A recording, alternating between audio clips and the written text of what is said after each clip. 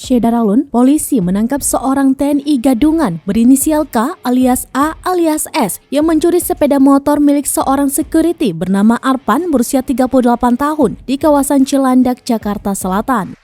Kapolsek Cilandak Multazam menyebut penangkapan terhadap tersangka dilakukan di kawasan Pondok Labu, Cilandak, Jakarta Selatan. Multazam menyebut tersangka dijerat pasal 378 Junto 372 KUHP Junto pasal 1 Undang-Undang Darurat Nomor 12 Tahun 1951. Sebelumnya diberitakan nasib sial menimpa seorang security bernama Arpan berusia 38 tahun.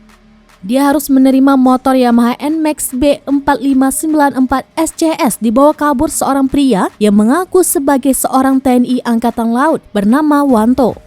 Arpan menerangkan awal mula perkenalan dirinya dengan pelaku pada 2 Juni 2022. Pelaku menghampiri Arpan yang sedang menemani anak yang sedang bermain.